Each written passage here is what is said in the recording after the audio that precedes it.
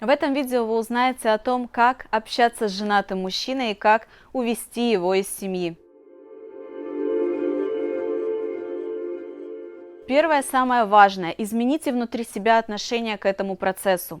Пока женщина действительно хочет увести мужчину из семьи, как правило, этого не случается.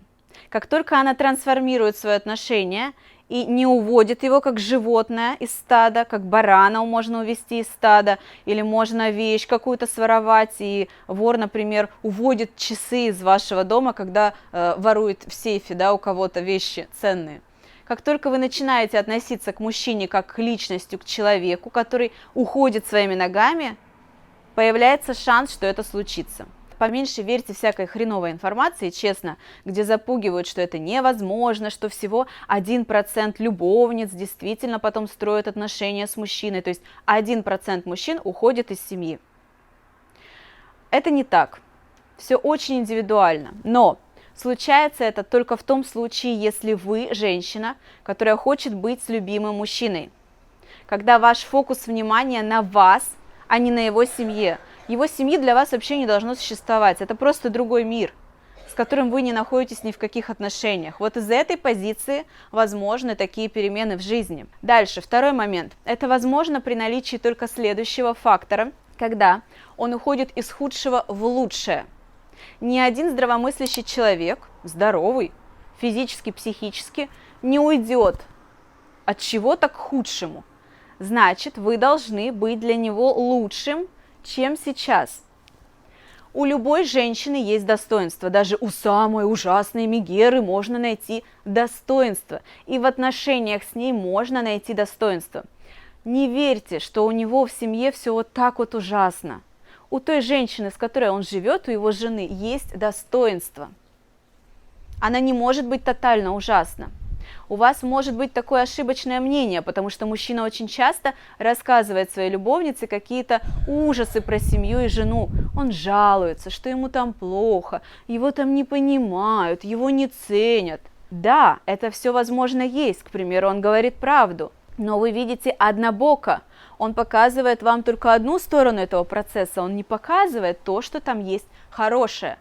По двум причинам. Во-первых, он не хочет вас ранить, потому что любой любовнице будет неприятно слушать про то, что жена хороша. Это логично. А во-вторых, ему невыгодно это говорить. Возможно, у него накипело, он хочет жилетку, куда он хочет выговорить все свое трудное, как лучшему другу. Ведь любовница, она часто не только для секса, она часто и лучший друг. Поэтому вы любовница, если вы видите однобокую картинку, а ваша задача постараться увидеть картинку целую и узнать, а что же хорошего есть у его жены. И потом поймите, что уйдет он к вам только в том случае, если с вами будет лучше, если у вас будут те же плюсы, что есть у жены, плюс то, что он получает от вас. Если в отношениях с вами будет тот же плюс, что и с женой в отношениях сегодня есть, плюс что-то еще, то есть он должен получить больше. Что обычно мужчина получает от любовницы? Как правило, он получает эмоции. Не секс первопричина, почему идут к любовнице. Секс как следствие, секс как способ, как получить эмоции, которых перестало хватать в семье. Но на одни эмоции не уйдет. Сыт он ими только не будет. Он уйдет только когда он поймет, что он получит здесь больше. И уходят, как правило, только к честным женщинам. Да, любовница может быть честной. Честное отношение к ситуации дает ясность.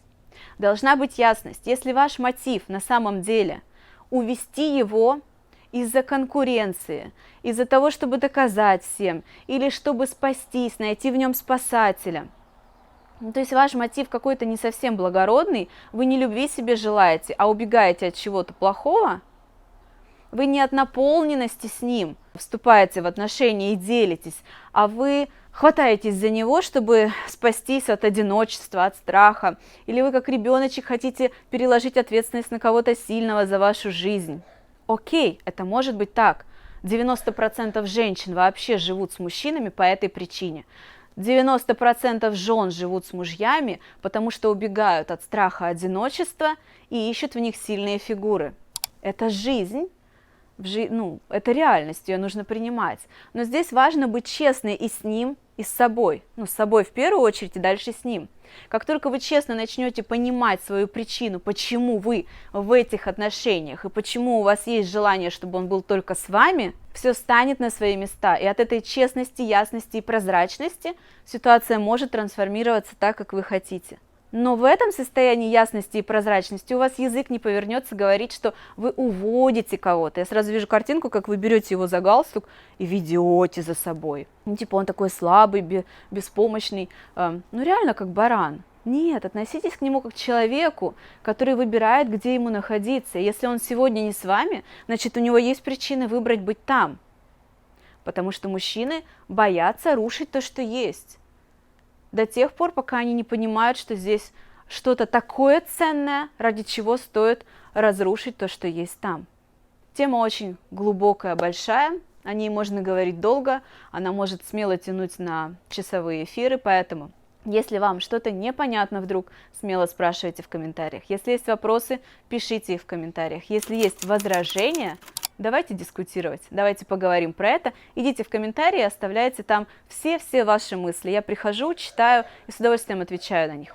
Подписывайтесь на канал и, если вам понравилось и интересно, обязательно прямо сейчас поставьте лайк. Благодаря вашему лайку другой человек это тоже увидит. Пока!